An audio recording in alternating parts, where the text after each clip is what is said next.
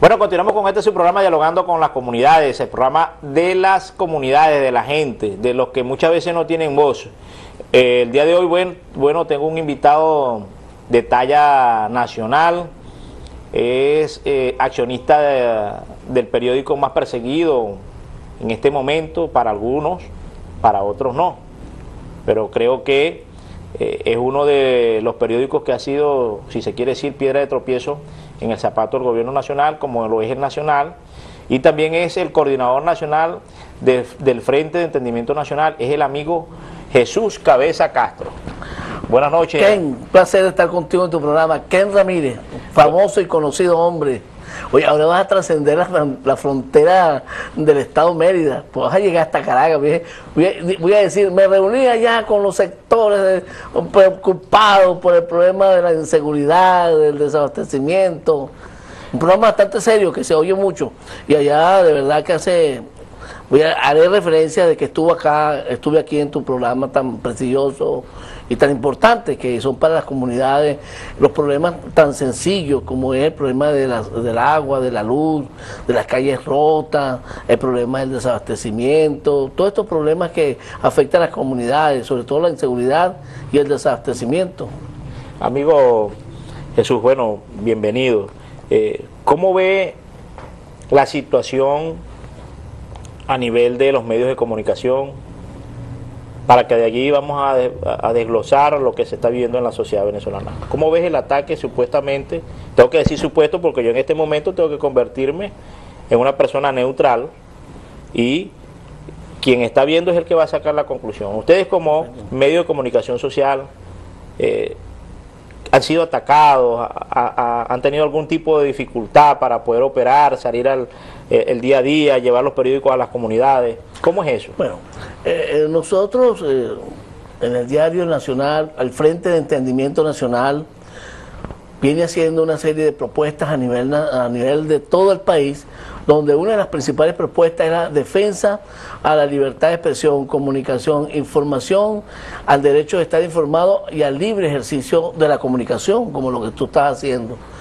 El Diario Nacional, nosotros recientemente hicimos un gran acto donde invitamos bajo el principio y la propuesta de la unidad superior, que es la unidad que trasciende más allá de todos los venezolanos por intereses políticos, ideológicos, por su manera de pensar, de sentir. Es una unidad superior que es la unidad con el país, con los problemas del quehacer, del día a día. Es una unidad de todos los venezolanos que de una u otra forma nos sentimos preocupados por la grave situación de crisis que atraviesa el país. En ese problema, nosotros en el Nacional, que es un periódico que es, por cierto, patrimonio de todos los venezolanos, con más de 70 años en el ejercicio de la comunicación e información, manteniendo informada al país en general, bueno, nos hemos visto que no solamente el Nacional, sino todos los medios de comunicación han sido víctimas de atropello, acoso, terrorismo judicial,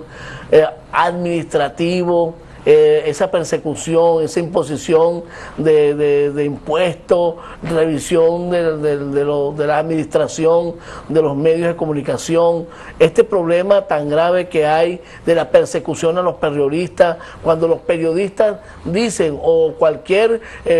persona que tenga la capacidad de informar o tenga la importancia de transmitir todo tipo de información y de expresión sobre los problemas que nos aquejan día a día, bueno, son víctimas de persecución también. Y esa presión y ese terrorismo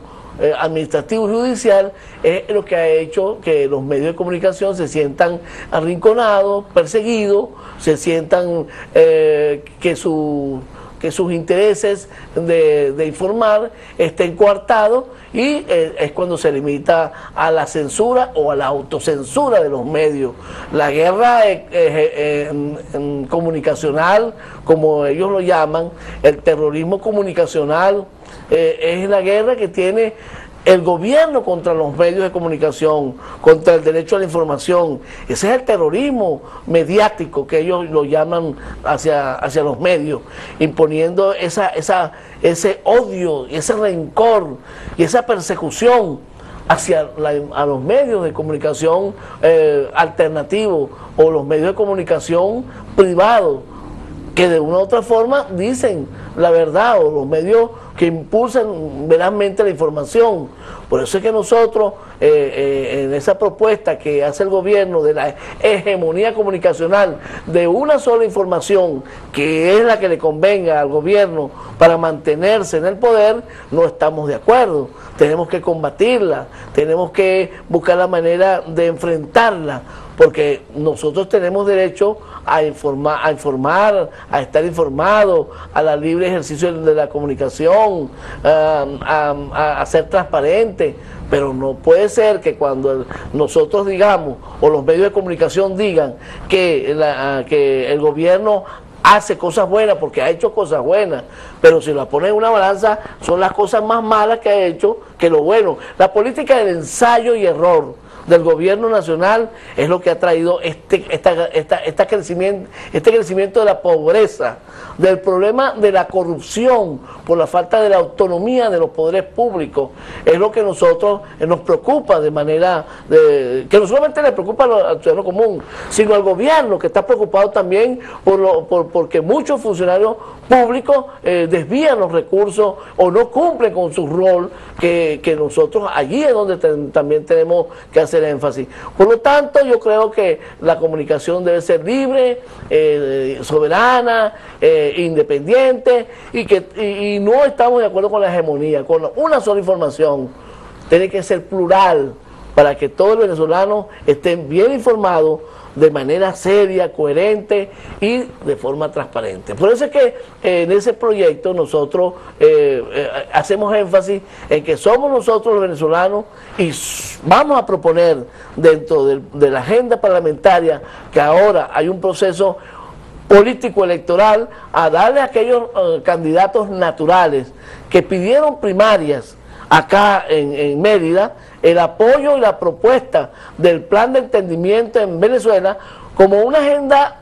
legislativa, donde uno de los principales puntos sea defender el derecho a la comunicación, información, el libre ejercicio del periodismo y la pluralidad de la información y veraz. Ahora, en todo lo que usted me ha comentado, como periodista, como ciudadano que está recorriendo el país, ¿cómo ves tú el día a día de ese hombre de a pie que muchas veces no se identifica ni con el gobierno ni con la oposición,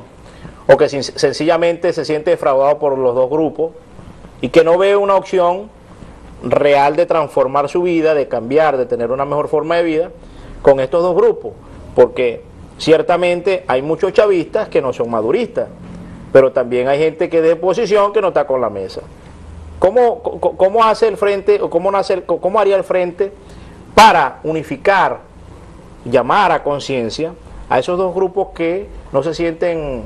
reivindicados pues por estos dos factores polarizantes, como es el gobierno nacional y la MUD, que nos representa a toda la oposición? Mira, el Frente de Entendimiento Nacional, dentro de su plan, porque el Frente de Entendimiento Nacional tiene un proyecto, un plan de agenda de gobernabilidad del país. Y no es como dice Nicolás Maduro, que nosotros no tenemos planes, ni proyectos, ni propuestas al país. No lo tendrá la oposición política. ¿Y quién es la oposición política? La oposición política que hace vida en la mesa de la unidad, que son los ADECO, los copellanos, Nuevo Tiempo, Primero Justicia, y los principales promotores de esa política, de la vieja política, es Acción Democrática, y de ahí se desprenden Primero Justicia, Voluntad Popular, todos estos partidos que de una u otra forma ya lo hemos nombrado. Esos son la oposición, esa es la vieja política, porque cuando el gobierno de Nicolás Maduro dice que la oposición no tiene planes, proyectos, agendas de trabajo, y que son corruptas, o que la oposición es golpista, o que la oposición es pistillanqui. Nosotros tenemos que deslastrarnos de asumir ese concepto de oposición. Nosotros nacemos como una esperanza, el Frente de Entendimiento Nacional nace como una esperanza, una propuesta nacional para resolver la grave situación de crisis, en lo económico, la inseguridad, la escasez, la caída de la producción, la gran deuda externa e interna, el excesivo gasto público, la falta de autonomía del Banco Central, la inflación, esa generación de billetico hecho por maquinita y no producto de la producción, sino de la renta petrolera. Toda esta problemática es lo que ha llevado a este gobierno nacional de Nicolás Maduro al empobrecimiento que ha nacido en el país. No existen políticas reales, claras, en cuanto a servicios públicos, de luz, de alumbrado, de agua, de vialidad y todo lo que tiene que ver con los servicios indispensables y necesarios para la población. Te voy a meter un corte, vamos a nuestro segundo